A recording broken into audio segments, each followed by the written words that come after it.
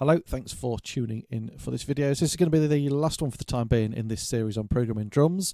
If you've got any requests for other beats or styles or genres or whatever you want me to cover in another episode, then I will happily do that. Or if there's any like famous beats you want me to cover, which is going to be the subject of this video. So I'm just going to have a look at a couple of the two probably most sampled bits of drumming in the world ever. So we're going to look at the Amen break or the Amen break, however you want to say it, and the groove from When the Levee Breaks from Led Zeppelin song. So let's start. We'll do the Amen break first. So this is a 4-bar pattern.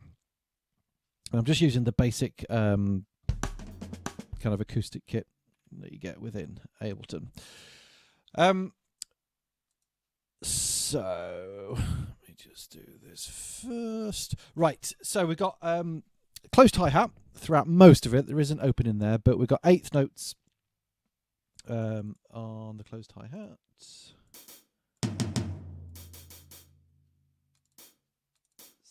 we'll get that going all the way through first. I'm just going to duplicate that across. So for your bass drums, basically the first bar and the second bar are the same, and the third and the fourth we've got some different variations in it.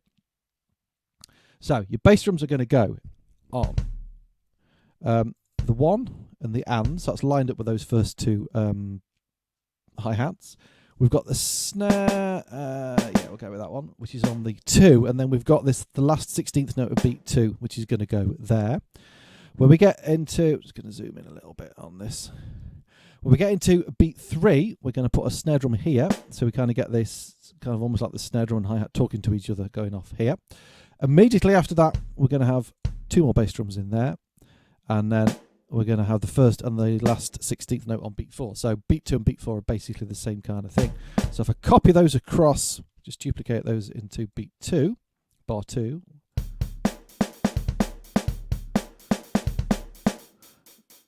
Okay. We get to beat 3, slightly different. We have a bit of a displaced kind of thing going off on the third bar. So we don't have a bass drum on beat 1. So we've got a snare drum though going here on the second 16th note, and then going into 2 bass drums there and there. So basically beat 1 here. Sorry, I'm doing the wrong bar. That's the last bar. Sorry, let's come back to that. Right.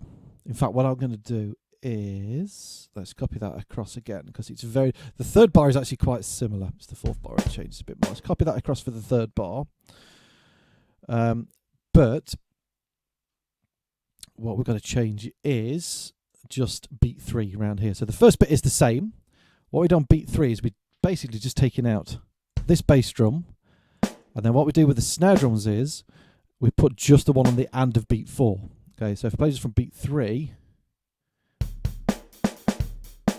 okay, we get this displaced snare drum beat at the end. What then happens on beat 4 is the bit I was doing previously. So what we're kind of taking for beat 4 is the snare and bass drum pattern from beat 3 on the first 2 bars. So the way we put that in is we don't have a bass drum on beat 1, which kind of sort of throws the listener out a little bit, gives it a nice funky kind of vibe. So you got snare drum there on that second 16th going into your 2 bass drums. Okay, so that is the same as this bit here. Beat 2 then is as it was before with the snare drum bit. And then beat 3 is the same as beat 3 here on the third bar. So we want another snare drum there and another bass drum there. But what we do for that hi-hat is we switch that to an open, which is up there. And again, we just displace the snare drum on the last one to the and of beat 4 in the same way as we had it in the third bar. So if we play the whole pattern, it should sound something like this. Or not.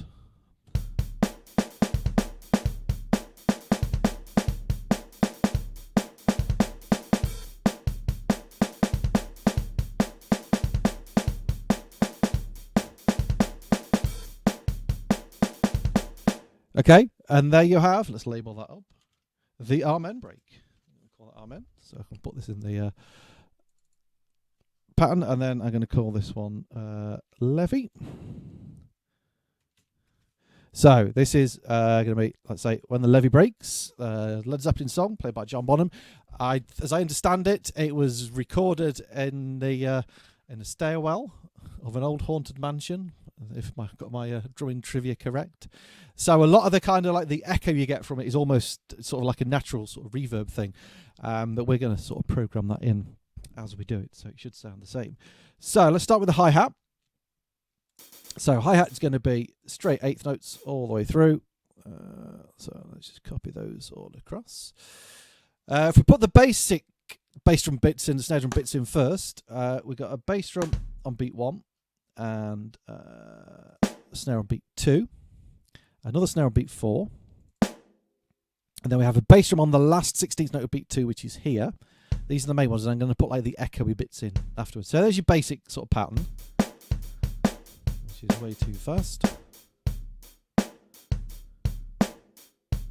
It's around that kind of speed. I'm not sure the exact BPM, but I'm sure somebody can find out. It's easy enough. So what happened is we're going to basically sort of double up all of the notes except this bass drum here. So we're going to put another one after that one, another one after that one, another one after that one, another one after that one. So we then get... Okay, so what we want to do is make these sound a little bit more like an echo. So we're going to just drop the volume down a bit on those.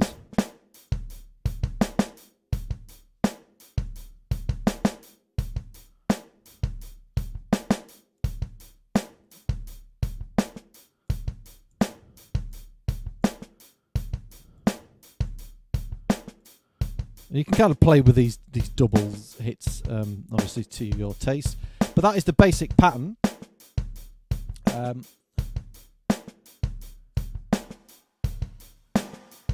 Stick a load of reverb on. Give it a bit more of a Bonham-esque feel. Yes, it's not the best sounding drum kit I've got in here, but that is basically how you program When the Levee Breaks. Okay, so there's a couple of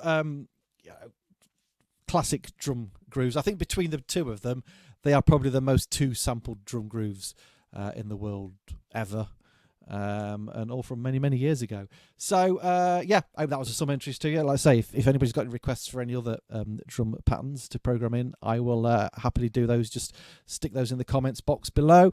I'll put these two MIDI files up in the folder on my Patreon account, which if you subscribe to my Patreon, then you'll be able to get that and lots of other stuff for free. There are links to that in the description, and it's either $1 a month or $3.50 a month. So either way, it's very cheap. It helps support me, and you get free stuff. So thanks for watching this one. I will see you in whatever I do next. Cheers.